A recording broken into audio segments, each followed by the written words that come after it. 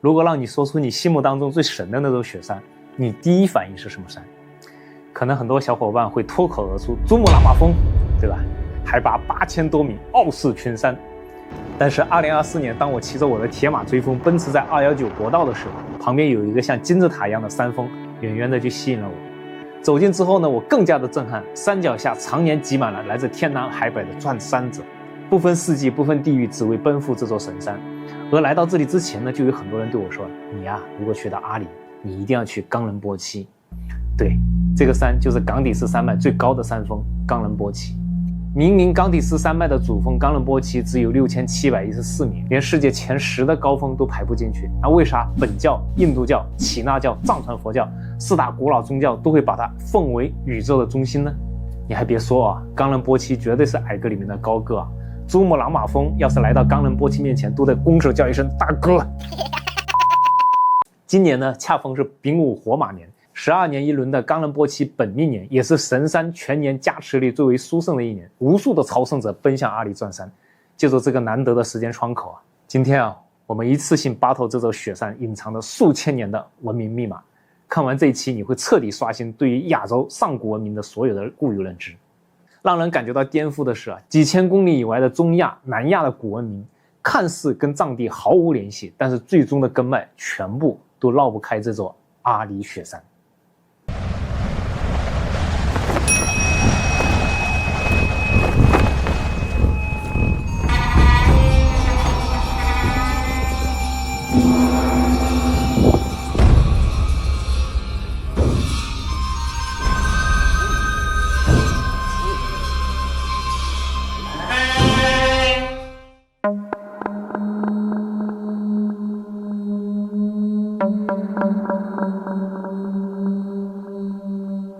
大家不妨一起跟我开一个脑洞啊，就是如果由你来选定一座山作为创世宗教的终极圣地、宇宙的原点，你会选择陡峭万丈、生人勿近的万米极高峰，还是形制规整、气候天成的6000多米的雪山？给你3秒钟思考一下，3、2、1。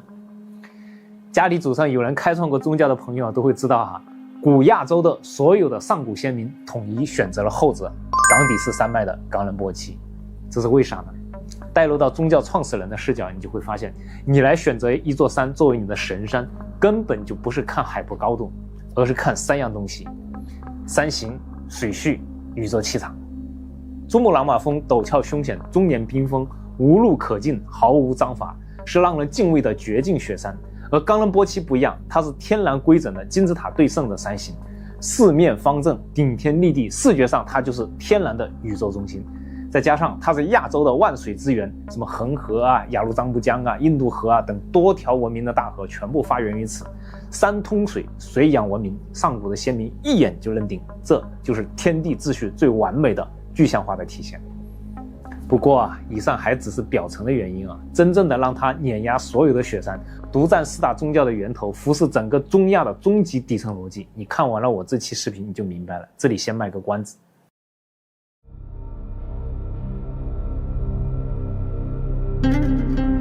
首先啊，我们把冈底斯山脉和冈仁波齐的关系讲清楚。冈底斯是整条山脉，冈仁波齐是它的主峰，也是所有神话的核心载体。藏语当中的冈是雪山的意思，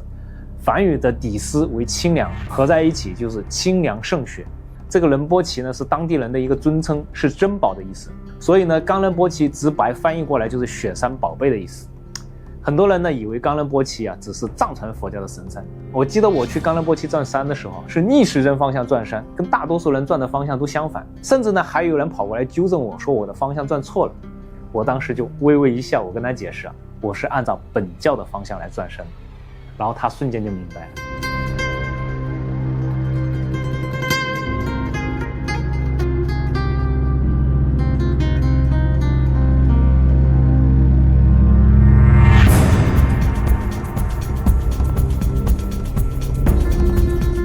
说白了，这个地方属于阿里，在上古时期，这里是象雄王国的故地。论先来后到，西藏本土的本教才是这座神山最早的根源。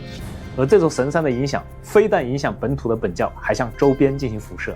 印度的什么耆那教啊、印度教啊，信仰的源头全部都来自阿里冈底斯。更不用说后来传入雪域融合发展的藏传佛教了。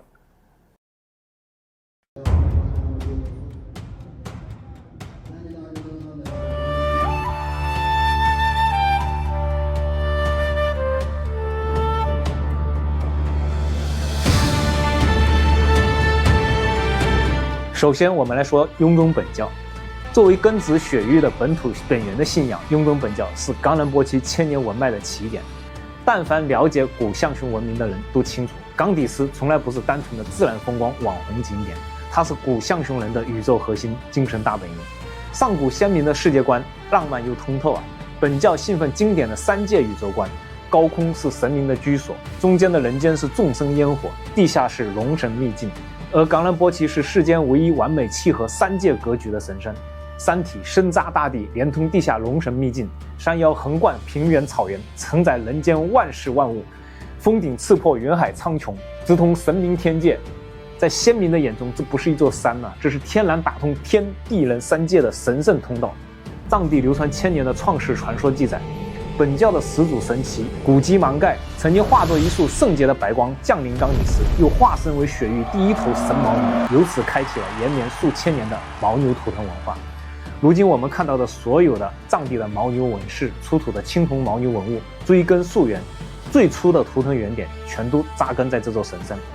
当年古象雄40代君王，但凡遇到国家的重大祭祀、祈福安邦、定国安民的大事，必定亲临冈底斯修行祷告。包括我们上期讲到的琼氏国师家族，一代代大德高人，常年隐居在山间苦修传道。古籍明确记载啊，这座山里面藏着37处顶级的修行圣地，27个隐秘的苦修洞府，像什么新老米沃、东涌土干11位上古宗师都在此留下过传道修行的足迹。毫不夸张地说啊，雍中本教从诞生发展到鼎盛，上千年的文明脉络、信仰体系、民俗根基，完完全全依托冈底斯山滋养成型，代代传承。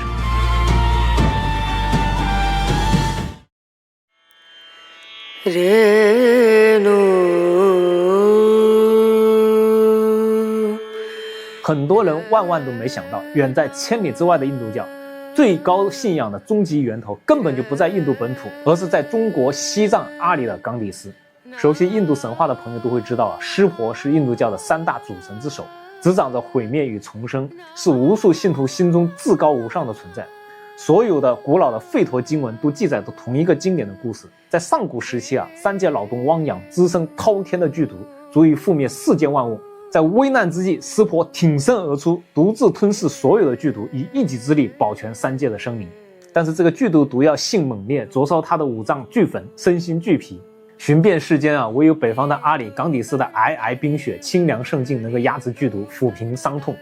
自此，湿婆常年定居冈底斯，在此修行悟道，庇佑众生。更有趣的是啊，整座冈底斯山脉马旁雍措圣湖早已被诸神分工就位啊。湿婆、天后、妙音天女、神猴哈努曼，每一位神明都有专属的山峰、领地与修行的道场。说白了，整片冈底斯山脉就是上古众神的天然别院、修行净土。时至今日，印度所有湿婆教派的信徒都公认自己的信仰的根源源自中国阿里的这座神山。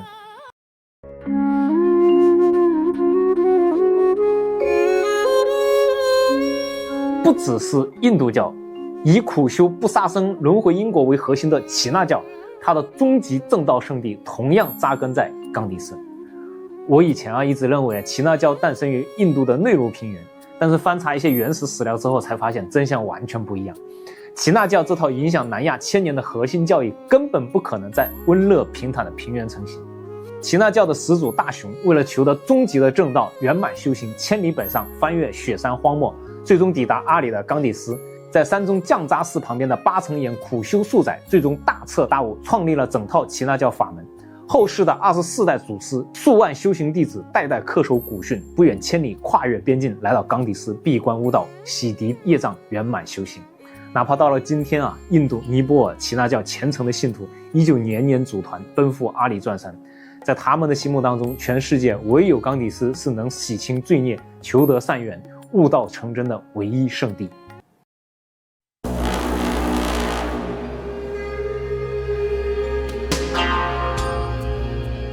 最后再来说我们熟悉的藏传佛教在这个冈仁波齐雪峰山曾经发生过一个超级精彩的雪山斗法的经典典故。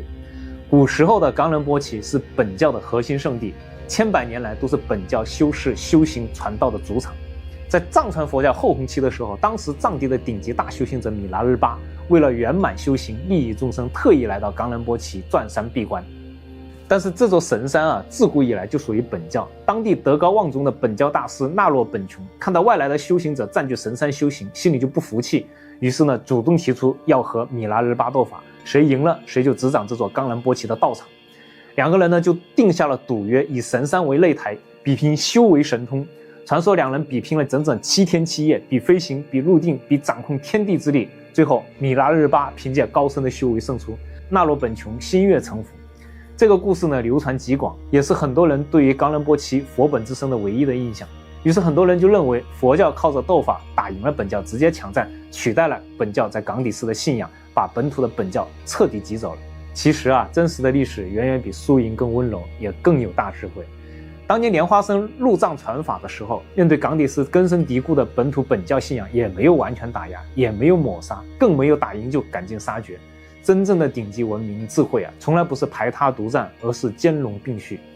莲花生大师选择顺势融合，把冈底斯原本的3神护法神灵全部都吸纳进佛教的护法体系，让本土1000年的信仰和新来的佛法道义共生共存。也正是因为这份包容，造就了全世界独一份的奇观。同一座冈底斯山至今保留着纯正的本教修行道场，也有庄严的佛教寺院。本教弟子遵循着古老的古象雄传统，逆时针转山，而佛教的信徒呢，沿着佛法的轨迹顺时针朝圣。两套传承，两种信仰在同一座神山并行1000年，互不干扰，彼此尊重，这也是冈底斯能成为万教之源的核心底气。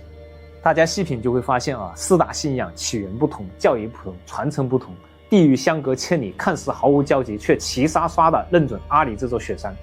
把各自教派的终极源头全部安放于此。这份看似玄妙的巧合，后面藏着最朴素的地理的真相。我们打开亚洲的地图一看啊，就一目了然。冈底斯山呢，坐落在阿里的核心腹地，正好卡在东亚、南亚、中亚3大文明的交汇中心。在上古没有道路、没有交通的年代，这里就是整个亚洲的天然文明十字路口。它像一台屹立1000年的超级文化信号塔，稳稳地扎根高原腹地，向东辐射吐蕃与中原，向南穿透喜马拉雅山脉影响印度、尼泊尔，向西沿昆仑山脉直达中亚、波斯高原。上古的族群迁徙、商贸往来、文化交融都绕不开这片核心的区域，久而久之，冈底斯就成了全亚洲所有族群、所有信仰共同认可的精神坐标。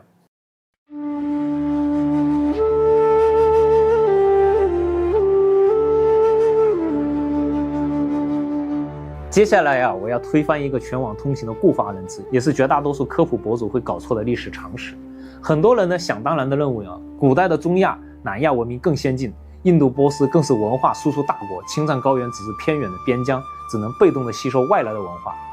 但是对比本教史纲要、敦煌古藏文文献、中亚古国的史料，真相彻底反转。从来不是中亚滋养雪域，而是上古时期以冈底斯为核心的古象雄文明持续的向外输出，反向滋养了整个中亚与南亚。很多人呢低估了古象雄的实力，觉得它只是雪域高原的一个小小的部落，这是最大的一个误解。鼎盛时期的古象雄疆域辽阔到超乎想象，绝非局限于今天的阿里一地，而是横跨高原，直接衔接中亚腹地。这一点我在象雄本教史的第1集就详细讲过。如今中亚多国的核心区域在上古时期全部都处于古象雄文化的辐射范围之内，坐拥亚洲文明枢纽的绝佳位置，手握完整的宇宙观、祭祀体系、图腾文化，古象雄自然而然成为上古亚洲的文明核心，开启了长达数千年的对外文化输出。我们先看看向西的传播路线，看看古象雄是如何深度塑造中亚文明。去过中亚旅游，看过当地古遗址、壁画与器物的朋友应该都有印象。当地随处可见的神兽图腾、雪山祭祀、天地崇拜的纹样，很多人都以为是波斯的原生文化，实则不然。追根溯源，这些文化的符号的原型全部来自古象雄的琼鸟图腾与本教的3界宇宙观。上古的象雄先民常年沿着昆仑山脉、高原丝路向西往来，把本土的神山信仰、3界宇宙观、祭祀仪式、神兽图腾一步步地传入博律、巴达赫尚、波斯等中亚古国。在上古文字尚未普及、典籍尚未流传的年代，图腾、仪式、信仰就是最硬核、最深入人心的文明输出。史料里面还有一段特别珍贵的细节，就是当年波斯大食的诸多的隐士与修行者，不惜翻越茫茫的昆仑荒漠，跨越千里路途，既不去中原取经，也不去印度求法，而是专程奔赴阿里冈蒂斯，向象雄的高僧拜师问道，求取真理。他们所求的正是古象雄成熟的本教体系、宇宙认知与修行智慧。这种跨地域、跨国界的文明交流，不仅仅是短短数年、数十年，而是稳定的持续了上千年。也正因为如此，如今的新疆、塔吉克斯坦、吉尔吉斯斯坦等中亚地区，民间流传的雪山祭祀啊、水神崇拜啊、敬畏天地的民俗传统，骨子里面全是古象雄文明的基因。很多人不知道啊，撑起中亚的上古精神世界，塑造其民俗信仰的，根本就不是波斯本土文化，而是遥远雪域的古象雄文明。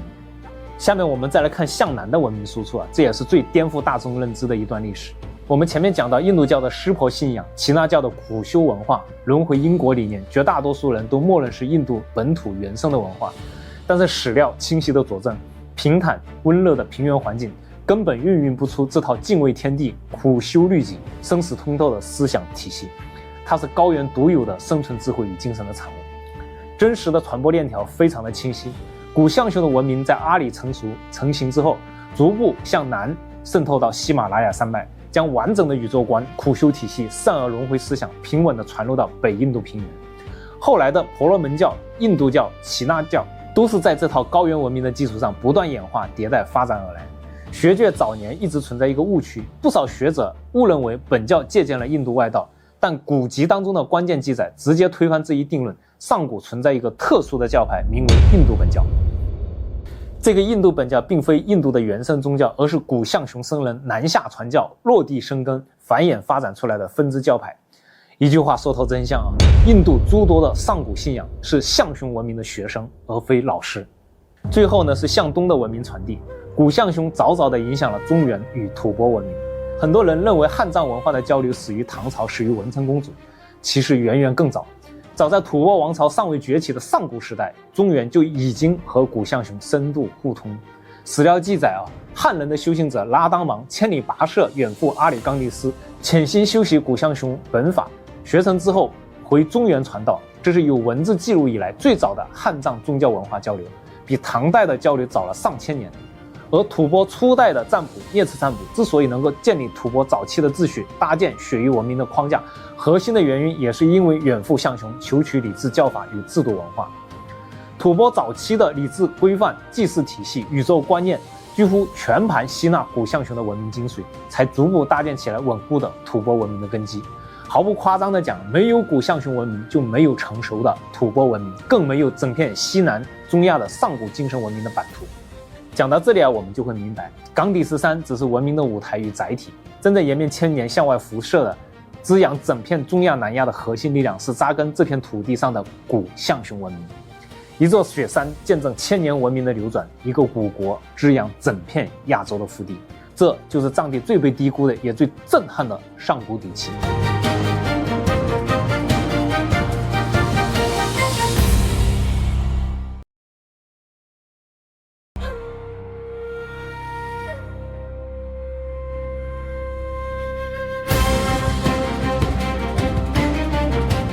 最后我们回到视频开篇的终极疑问，这座海拔并不顶尖的雪山凭什么能够封神千年，成为全亚洲的信仰核心？答案很简单，冈仁波齐从来不是一座孤立的山，它是古象雄文明的具象符号与精神图腾。以这座神山为核心，古象雄文明完成了对整个中亚的文明辐射。过去我们读亚洲古文明，总是习惯性的把西藏、印度、中亚割裂开来，当成彼此毫无关联的独立文明体系，但是真实的历史从来不是割裂的。整片亚洲的上古信仰、宇宙认知、民俗文脉共享一个精神源头，西藏阿里的冈底斯山。象雄文明在这里扎根发芽、成型壮大，吐蕃文明在这里汲取营养、蓬勃崛起。印度古教派到此溯源寻根，中亚的游牧文明在此借鉴成型。这座6000余米的雪山是整个亚洲上古文明共同的精神母体。世人总痴迷8000多米的绝顶高峰，追逐肉眼可见的高度与震撼，而千年的古文明、亿万的修行者，唯独偏爱这座6000余米的清凉圣山，追寻人心深处最纯粹的精神原点。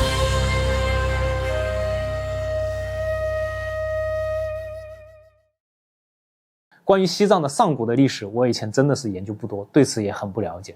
这一期呢，深挖了古象雄文明依托冈底斯神山辐射中亚，滋养整片亚洲上古信仰的千年脉络，让我对于藏地的古文明有了进一步的了解。这就让我更加的好奇，这套源远流长的古老象雄本教文明流传至今，究竟给藏人留下了什么？又是什么塑造了整个藏民族的性格风骨与精神内核？下期我们继续深耕象雄本教上古文脉，聊聊上古本教究竟是如何一步一步地塑造出整个藏民族的精神内核，